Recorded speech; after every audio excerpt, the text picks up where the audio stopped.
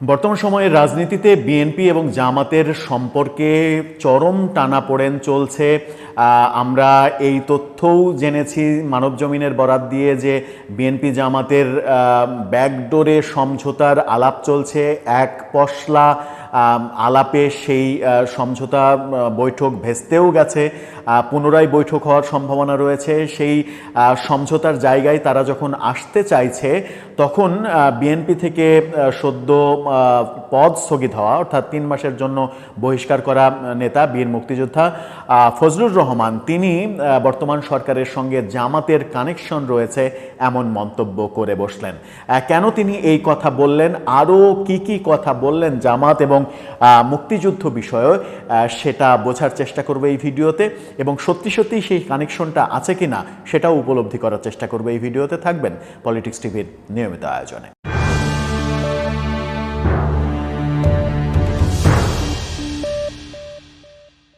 দর্শক, বলছিলাম বীর মুক্তিযোদ্ধা ফজলুর রহমান বিএনপি থেকে সদ্যই যার 3 মাসের জন্য সদস্য পদ স্থগিত করে দেয়া হয়েছে, সব ধরনের সদস্য পদ, অর্থাৎ তিনি আর বিএনপির সদস্য নন। তারপরেও তিনি নিজেকে বিএনপি হিসেবেই এখন পর্যন্ত দাবি করছেন এবং তিনি বলেছেন যে 3 মাস পরে বিএনপি তো আমাকে আবার নিতে পারে, আমিও বিএনপিতে আবার যেতে পারি। যদিও বিএনপি এই সিদ্ধান্ত নেওয়ার পরপরই তিনি মন্তব্য করেছিলেন যে এখন থেকে আমি মুক্ত মানুষ হিসেবে মুক্ত মন নিয়ে কথা বলতে পারবো, আর কোনো পিছুটা আমার থাকলো না, মুক্তিযুদ্ধ, 72-এর সংবিধান এগুলো নিয়ে এখন নির্বিঘ্নে কথা বলতে পারবো, এমন মন্তব্য করেছিলেন তিনি।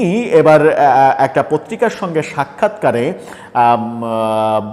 মন্তব্য করেছেন যে জামাতের সঙ্গে ডক্টর ইউনূসের রাতের যোগাযোগ আছে, প্র্যাকটিক্যালি তারাই দেশ চালাচ্ছে। শিরোনামটা আপনারা দেখে নিতে পারেন।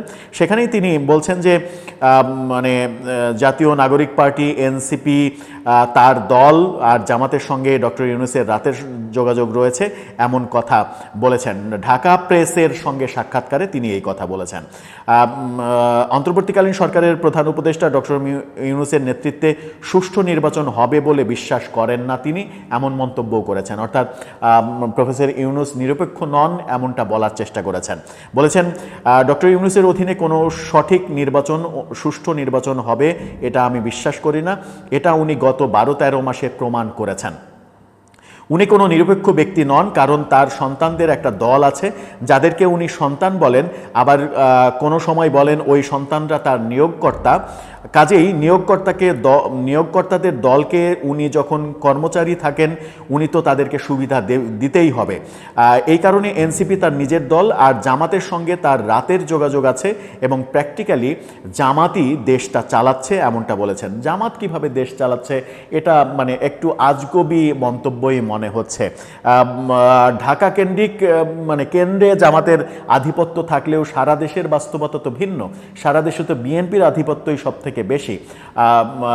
বিএনপির বিরুদ্ধে অনেকেই অভিযোগ করেন যে সারা দেশে ঢাকাকে বাদ দিলে সারা দেশেই বিএনপির একচ্ছত্র আধিপত্য রয়েছে প্রশাসনের ওপরে, মানে বাস্তবতা সমাজের ওপরে, সব ক্ষেত্রেই আধিপত্য রয়েছে। তাহলে ফজলুর রহমান জামাত দেশ চালাচ্ছে এই কথাটার মাধ্যমে আদতে কি বোঝাতে চাচ্ছেন?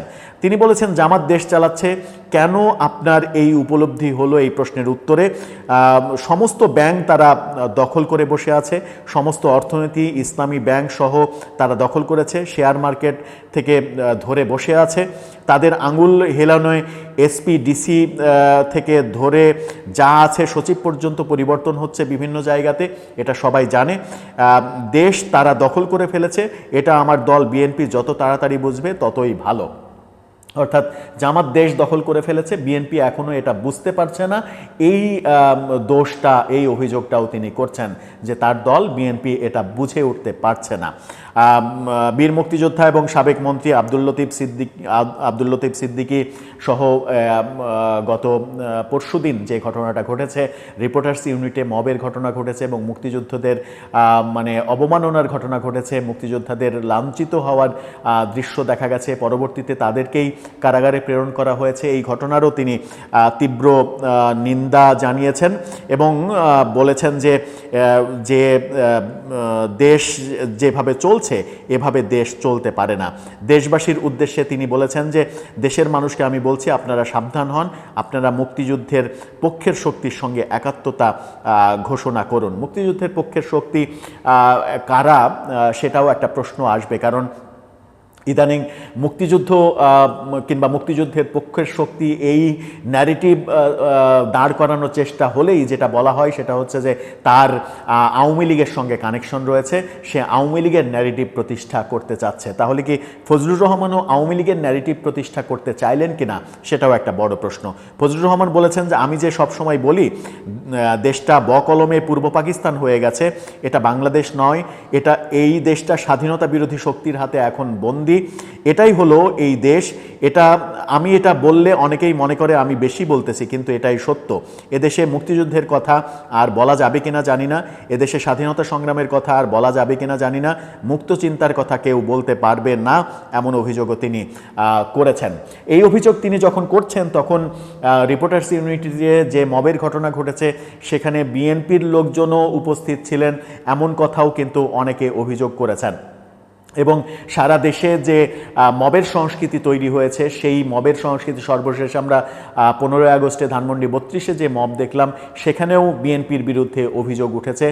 সারা দেশে অনেক ক্ষেত্রেই বারবার বিএনপির নাম উঠে আসছে। সেই ব্যাপারটাতে তিনি সচেতন কিনা, সেই প্রশ্নটাও আবার হয়তো অনেকে করে বসবেন।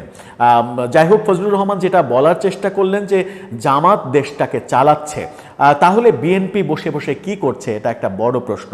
বিএনপি তো বাংলাদেশের এই মুহূর্তে আওয়ামী লীগ যেহেতু নেই, তারা সব থেকে বড় দল, তারা বসে বসে এগুলো কেন দেখছে, তাদেরকে কেন দেখতে হচ্ছে? এই শুধু শুধু চেয়ে চেয়ে দেখার মতো পরিবেশ সত্যিই সৃষ্টি হয়েছে কিনা, জামাত কিভাবে সব কিছু গ্রিপ করে ফেললো, বিএনপি কেন পারলো না, এই প্রশ্নগুলো সামনে আসবে। এটাকে বিএনপির রাজনীতির একটা ব্যর্থতা হিসেবেও অনেকে হয়তো দেখতে চাইবেন, অনেকে ব্যাখ্যা করতে চাইবেন।